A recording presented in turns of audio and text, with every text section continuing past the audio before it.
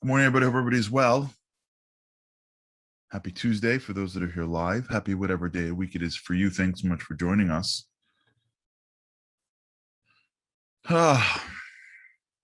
Talking about this idea of being empowered in down moments. Not easy. Not an easy thing. It's not easy to think this way.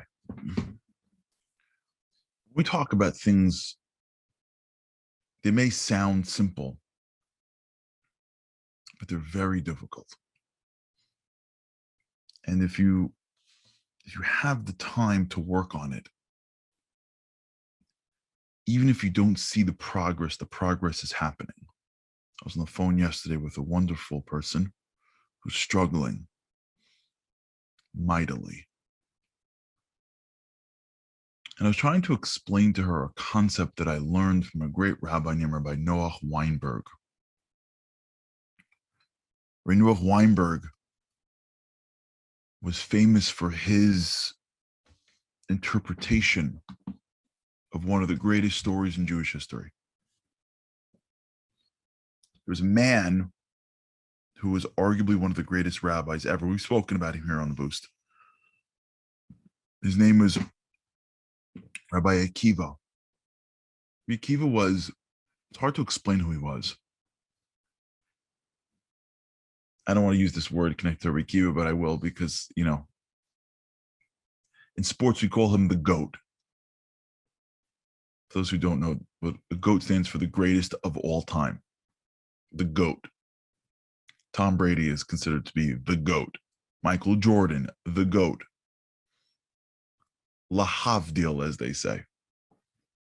Rabbi Akiva was the greatest of all time.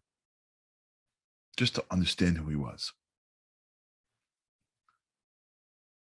He was so great that when Moses was in heaven, if you will, he saw into the future. God showed him Rabbi Akiva. And he was like, I can't believe this man was to be part of the Jewish people. He led the nation. He was the greatest.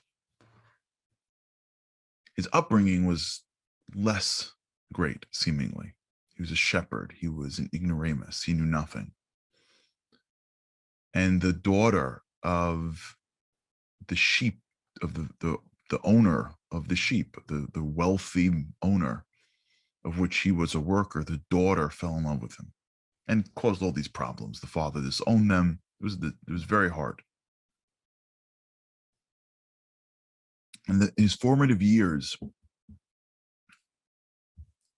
there was the story where he was sitting by a brook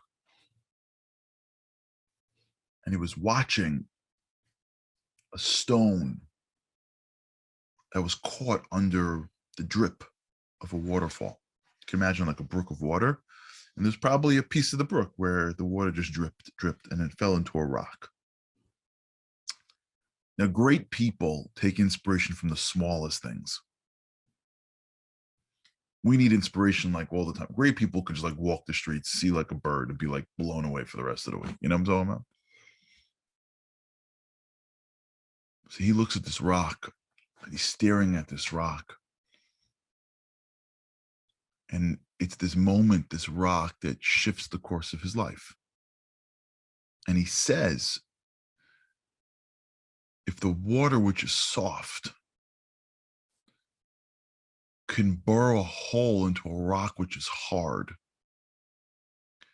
then the Torah, biblical wisdom, which is fire, can surely burrow a hole into my heart, which is soft. Meaning he didn't feel connected at all. He didn't feel spiritual.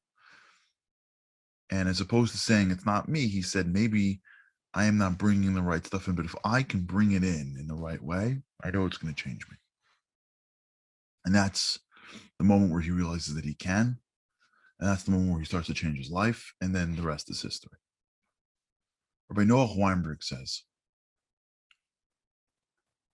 what did he see?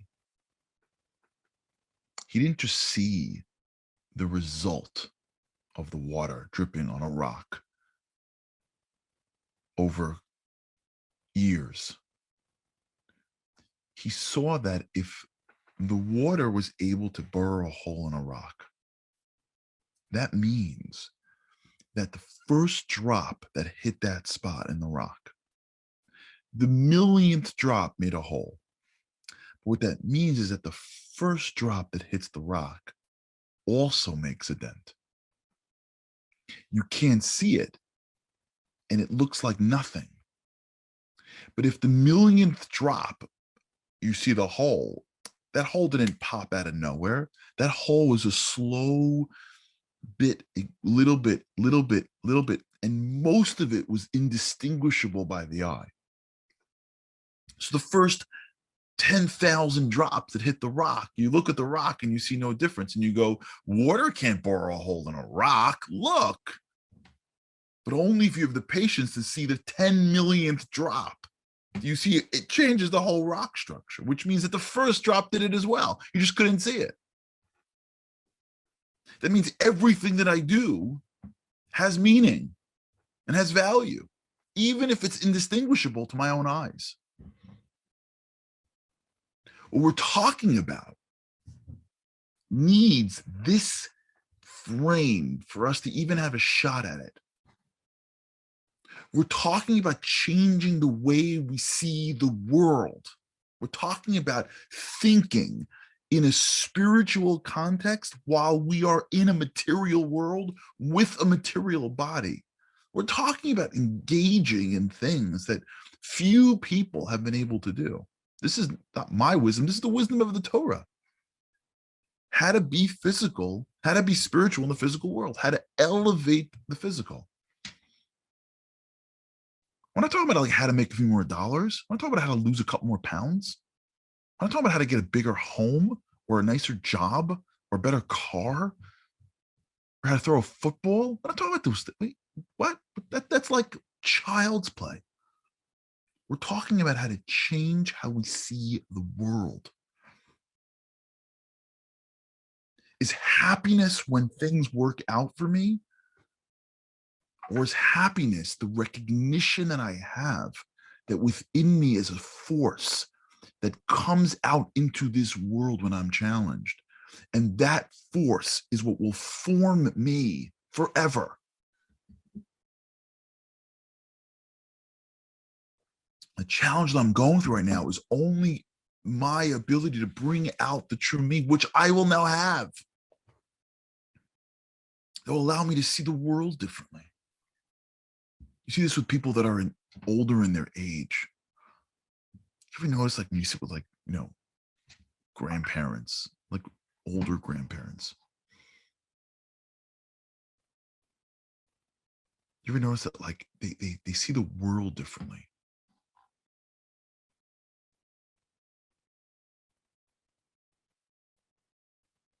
They live differently.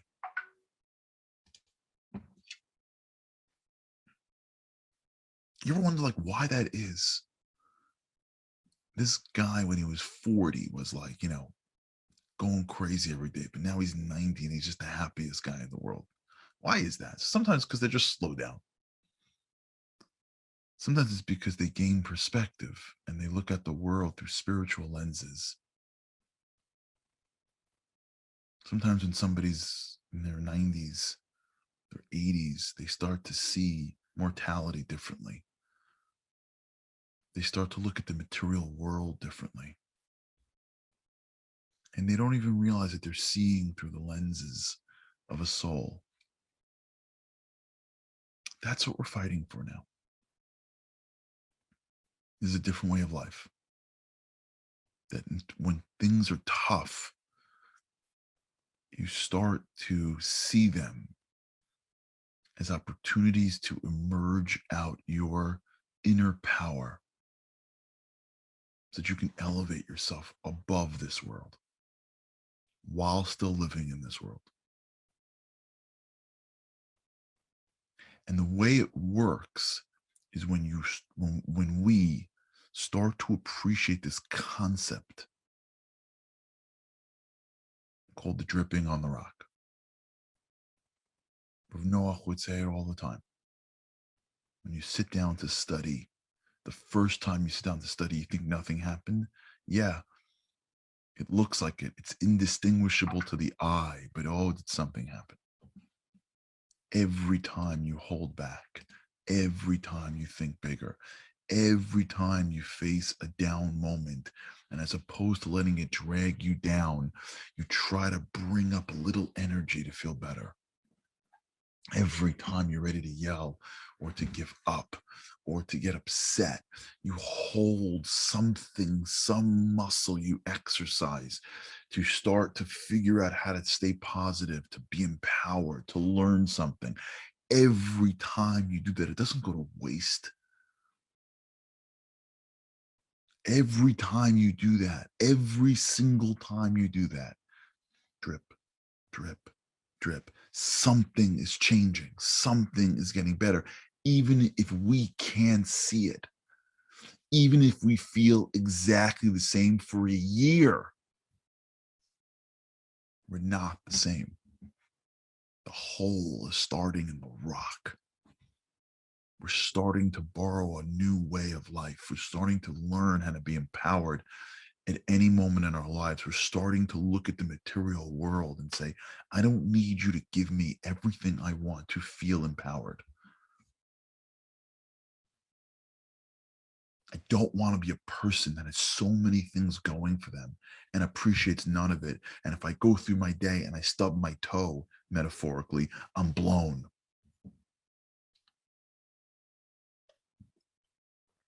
I don't want to be a person who's passively negative my whole life. You know people like this? They can't go anywhere without automatically seeing the negative. Always negative. They don't even know it. We once went somewhere with someone. I can't give any more details. A friend of ours, a family friend of ours, a friend of ours. Let me say it better. The family that are friends with us, right? They're friends. We want their whole family. They're not family. They're friends. Just trying to create the space. We went somewhere. I just couldn't believe my ears. Everything. But it was passive negativity. It wasn't like this is terrible. It was like, yeah, this is what they're serving. Or this is what the rooms look like. Or I would have thought the program was much better than this. Like that. You know that? Like the lens is negative. It just you say it in a way that like makes it as if like we're being victimized versus like we're asserting negativity. You know that whole thing? Listen for it. When you speak to people, listen for the negativity. She said, what? He did this? You can hear it. You can hear it. It's like a frame that looks out into the world, not just materialized, but with like negative materialize. They're wonderful people. It's just it's a way of seeing the world and expecting the world to deliver that which you want in your expectations. And when the world doesn't deliver that, there's a frustration. I'm paying money for this. How come? Or I expected this. How come? Or I got this last year. How come? Right? There's an expectation. We do this with God a lot. There's an expectation he's going to deliver for us everything that we want when we want it. And if we're like, quote unquote, good people, like, what's up? It's an expectation of the world has to work out in our benefit. And we want it to work out in our benefit. And we should do everything in our power to get the world to work out in our benefit. God put this in this world. He doesn't say sit back and do nothing. He says go work 6 days a week. But there's a difference. There's a difference between living a life where my happiness is tied into it working out versus my happiness is tied into my ability to grow every day. I get excited to grow. I get excited to change. I get excited to work out my muscles. I am a spiritual bodybuilder. When I walk into a gym, if everything is what I did yesterday, it's easy. I did it and I feel good, but in me feels like I didn't do enough. But when I walk into a gym spiritually and the weights are hard that day, while I'm going through it, I could be schwitzing. But there's a certain excitement you get from pushing yourself to a level you've never pushed yourself to. Once you get that excitement, once you get excited about pushing yourself beyond what you thought was possible, now you're living a spiritual life. Because spirituality is growing, and growing necessitates not being satisfied with where you are, and whether you bring the challenge on yourself or the challenge is brought on to you, there's a certain expectation and excitement that you have the power to be bigger than you were yesterday. Every day, even if you don't see it. Drip, drip, drip. You don't see it, you do it anyways. Drip, drip. You don't see it, you do it anyways. I was telling someone about this idea. I think we spoke here called Stick Week. Did I tell you about Stick Week?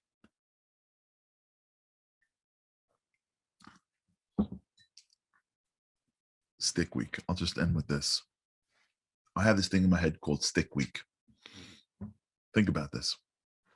Whenever I do something new, whatever that is, there's like a grace period, where when you do it for the first time, it's cool. It's different. It's exciting. It's not. So the variety aspect, the newness of it sort of carries you.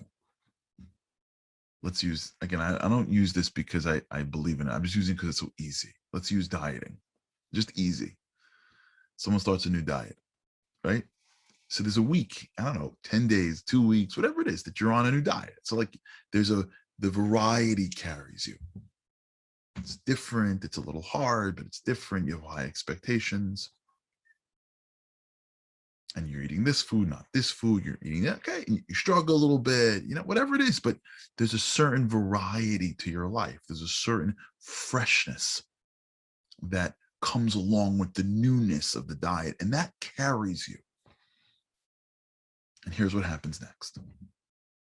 Tell me if you've experienced it before. You're like 2 weeks in, a week in. You don't see results, and the variety wanes. So now you get no newness. It's not exciting anymore, and you don't even see results. Remember that period of time? I call that Stick Week, because nobody wants to do it. And all you got to do is just stick with it. Just stick with it. Stick Week can last a month. Stick. Because once you get through that period of time, what happens is your brain starts to build new neuroplasticity, and it gets easier. And then you see results. Like if you look at the way I see results in my own personal life, is newness, everything falls. It's not new and you don't see any results. Stick with it. Don't question. Stick. Then that gets a little easier. You still don't see results. And after you pass through phase 3, which is the easing of the thing you're doing after you stuck with it, when you had nothing from it, then you begin to see results, and then that results sort of propel you towards doing it again. What we're doing now, you got to stick with. Focus on your day when you feel down and empower yourself, whatever it's going to take. Start to see the world from a perspective of bringing out the power inside you, not having the world delivered to you. And if you stick with it and stick with it and stick with it and stick with it, it'll get easier. And then once it gets easier, you'll start seeing results. All right, we'll talk about this. All right, everybody. Have an amazing day. With God's help, I can't wait to see you again.